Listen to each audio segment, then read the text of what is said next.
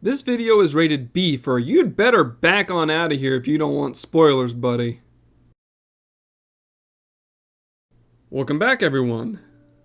Last we left off with the world's history, the Second Astral Era was slowly coming to a close. If you need a refresher, I'd recommend listening to that lesson once more. However, toward the tail end of this time period, the world was riddled with different religious factions fighting for power with their newly created magical spells and abilities. Once again, the world was caught in a time of madness, chaos, and bloodletting, and it was the Ascians who encouraged these times. Eventually, they got what they wanted. The second shard had been coaxed toward the element of fire, burning alive everyone and everything upon it before rejoining the source. This rush of elemental energy created the third Umbral calamity, the Calamity of Fire. Even though the holy wars had started to calm down, the damage was already done. People noted that the sun never lost its intensity throughout the day. It was as if the heat our world gained from it was trapped, only making the land hotter the next day. This cycle of building warmth continued to grow until the planet was awash with a stifling dry heat. The calamity had begun.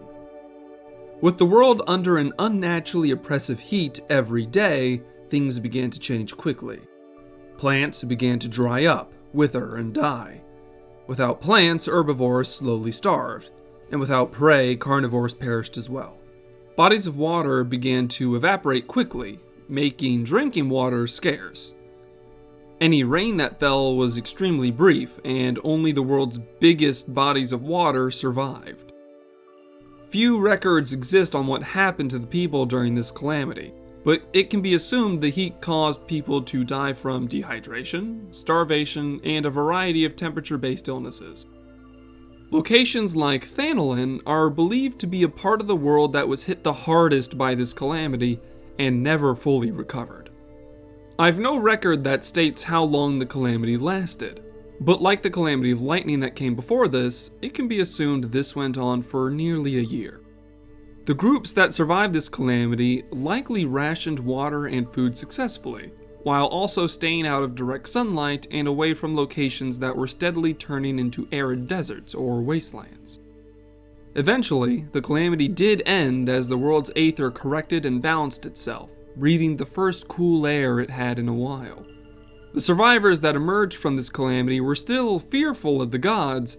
However, they felt this calamity was punishment for trying to get too close to the divine. To correct this, the surviving societies placed more faith in the people and their skills in an attempt to distance themselves from the gods and respect their domains. This social redirection of no longer looking outward for guidance, but instead looking inward for it, created a time of innovation and philosophy. No longer restricted to religious dogma, intellectuals began to emerge all over, producing some of the most brilliant minds in an age. However, things were moving remarkably fast. New inventions and scientific breakthroughs were being made every day. Success in one field made new innovations in another easier and faster.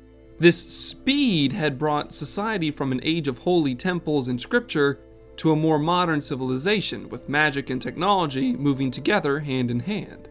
Things were moving faster in the Third Astral Era than the First and Second Era combined, and at the forefront of these changes was a man named Xande. Within Eorzea, Xande began to win over the hearts and minds of the people through his charming charisma and astonishing intellect. With his following, he began to build the small nation of Allagan. This country would be based on the new scientific breakthroughs that society had been making. However, he didn't stop there. He welcomed in the mages who were seen as priests and witches during the Second Astral Era with open arms. He stated that their magic was still mighty and might better serve the people than the gods, encouraging them to study and improve their crafts.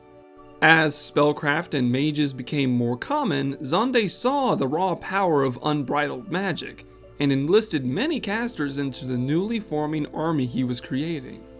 With might, magic, and Xande's tactical genius, his small nation was able to conquer most of Eorzea with shocking efficiency and minimal casualties. It took less than a year to bring all the newly conquered regions into their fold. The once small nation of Allag was now the largest power within Eorzea. This prompted Xande to crown himself emperor, creating the newly formed Allagan Empire. Xande choosing to spare and invite the mages of the Second Astral Era into the upper ranks of the Allagan Empire proved to be his smartest move. Not only were they intellectuals and powerful combatants, but studies had proven that magic and science could be combined into something more powerful. Engines of war like cannons, once improved through magical means, fired further and with greater precision. Construction machinery that was enchanted was able to lift multiple times their normal weight limit with a fraction of the manpower needed to operate them. With these advancements, the secrets of aether and matter began to reveal themselves. Eventually, this method of combining magic and science became an official practice and was used in everything from military equipment, transportation, medicine, communication, and even home appliances. This new field of study became what we call aetherochemistry, and upon its back rests the entirety of the Allagan Empire's golden age. And thanks to surviving archives from this era, we can safely assume the golden age began somewhere around 5,000 years ago from our current age. Xande knew that his empire might falter in his absence. So before his death, he groomed a successor that he knew would carry on his view for a perfect nation. After Xande's death, his descendants picked up where he left off and moved to conquer all three of the great continents. Through the use of aetherochemistry, the Allagan Empire was able to rapidly expand across the rest of Aldenard, to Ilsabard, and finally Othard, bringing all three continents under the governance of the Allagan Empire. With Eorzea as its capital, all three continents now existed as a single, all-powerful nation. With no new lands connected to them to conquer, and no enemies able to overcome them, the Empire's focus of expansion became one of development. This led to the creation of crystalline devices designed to absorb the sun's rays and convert it into power for the Empire's buildings and homes. The largest and most powerful of them all being the one and only Crystal Tower. The Allagan Empire called it the Circus Tower, but later eras would refer to it as the Crystal Tower for obvious reasons. Once a clean source of renewing energy was provided by the crystals, people began to turn to machinery with onboard AI or artificial intelligence to handle mundane tasks for them. Everyone on every continent was content. There was never a shortage of food, energy, or housing, so everyone's needs were taken care of. The Allagan nodes took care of trivial tasks, giving the people an abundance of free time. With everything taken care of for them, there were no civil wars or revolutions. Society had reached its peak, and everyone was at peace in this golden age of prosperity. However, as you can assume, this didn't last forever. In a society where everything is taken care of for you, no one ever feels the need to improve, mature, or inspire. Society was literally becoming bored of its own existence.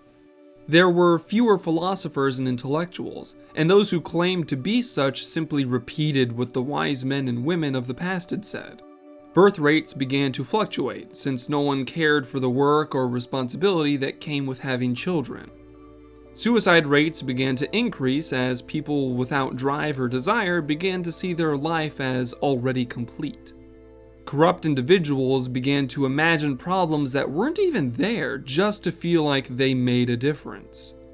And with all the Allagan nodes taking care of the day-to-day tasks, new generations began to forget how their technology even worked. This perfect society had begun to fester and forget how it got there. But not everyone was blind to what was happening. Despite their nation's luxuries, there were still some people that believed in something bigger than themselves. They were individuals that still had a fire burning in their hearts, but they were far too few in number. But the one who would ultimately steer the Allagan Empire toward its demise was a technologist named Amon. Amon had watched the Allagan Empire's slow decline and felt despair at its state. He came to the conclusion that what the Empire needed wasn't a new invention, but a new leader. The Empire needed a leader that could stir the hearts of the people into action once more, a leader like Xande. However, instead of grooming anyone to fit this role, he desired to try and resurrect the long-dead Emperor. Amon got to work. The Allagans had already discovered cloning and similar biological manipulation, but this was too short-term. Amon desired to create an immortal emperor, one that would make the Empire a shining jewel for all eternity. He experimented with cloning and chimerobiology to try and create the perfect immortal vessel. Scylla was among these experiments. She was always rivaling Amon in philosophy and power, but when Amon explained he had found the prize of immortality, she trusted him. When she woke up from the process, age and time no longer could kill Scylla, but Amon had taken joy out of twisting her body into the multi-headed monster she is remembered as. Scylla had never liked hounds, and the constant snapping of the heads coming from her body drove her into madness. Glacia Labolas was a willing volunteer and was seen as one of the first successful procedures. But there was a side effect of his immortality. His mind could no longer think outside of the needs of the Emperor, making him do horrible things to anyone who didn't have absolute devotion to the Empire. But Amon learned much from these experiments, and satisfied with his findings, he moved towards his true goal. He dug up the Emperor's tomb, used the crystal tower to power the experiment, and through his new vivification process he designed, Xande walked the world once more. But a new life with a now timeless body made Xande's mind darker than it was before. Amon explained the state of the Empire to the now immortal Xande, and he was furious. He got to work assassinating the current Emperor, reclaiming his seat, and with the monstrous experiments Amon had made, crushed any and all opposition. Xande drafted citizens and restored the Allagan military to its full might all over again. The target of his new force was the southern continent, Mericidia. The people of Mericidia weren't going to take this invasion laying down. A lot of the continent was under the guidance and dominion of Midgardsormr's children, Bahamut and Tiamat. While the tribes that lived in Mericidia were no match for the Empire, the Draconic Horde was another story. The Empire didn't have anything that could counter the speed and might of dragons. Yet.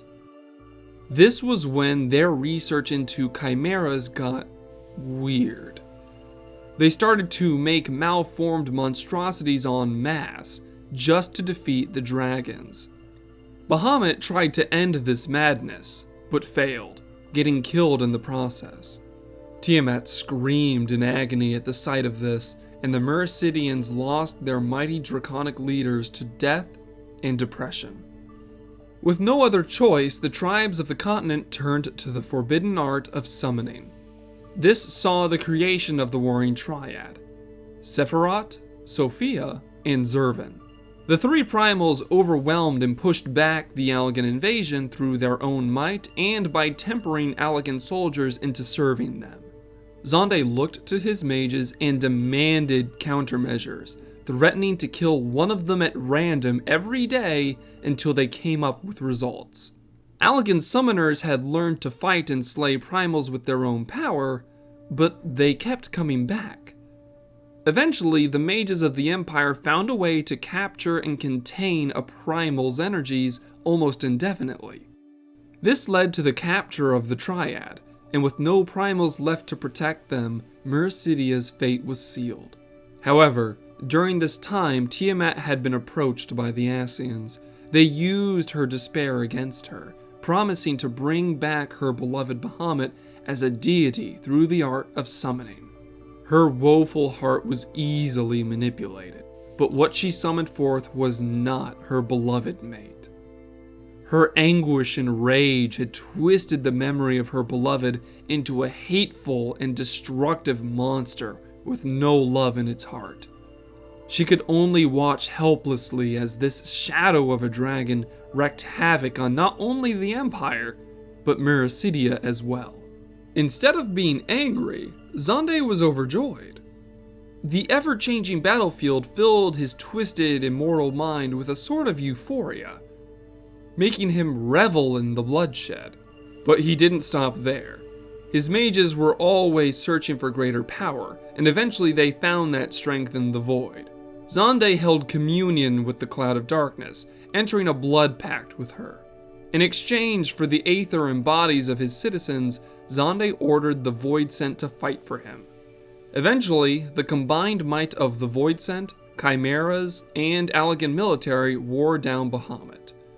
This eventually led to his capture, just like the Warring Triad.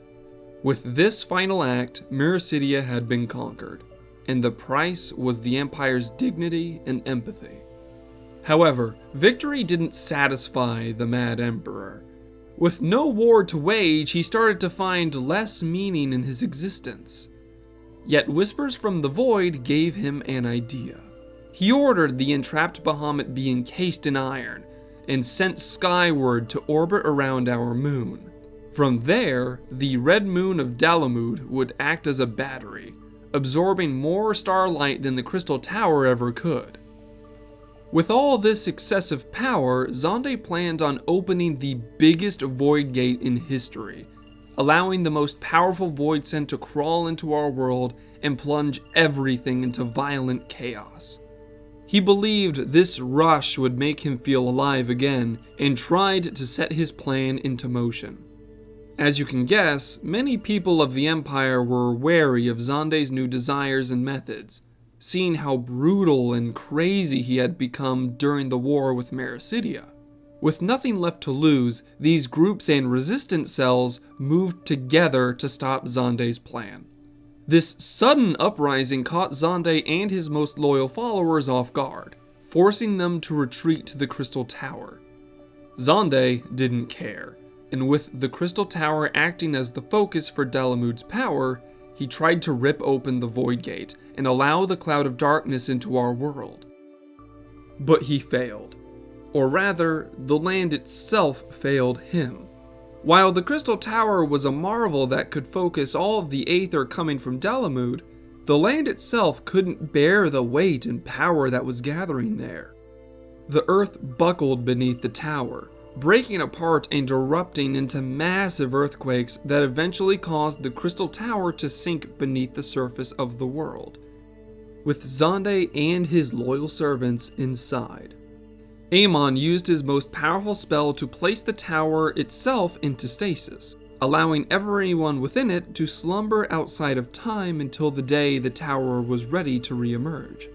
This victory against the Mad Emperor was short-lived, as the quakes that devoured the Crystal Tower didn't stop. Soon, earthquakes were devouring and destroying everything the Empire had built. And it was all because of the fourth Umbral Calamity, the Calamity of Earth. Hello everyone! Thanks for staying to the end of the lesson. If you enjoyed this and want to see more, subscribe and like this video to let me know I'm doing well. If there is a topic you'd want me to cover in the future, leave a comment about it and I'll see what I can do. Until next we meet, I'll be researching even more of our world's rich lore to share with you. Till then, stay safe my friends.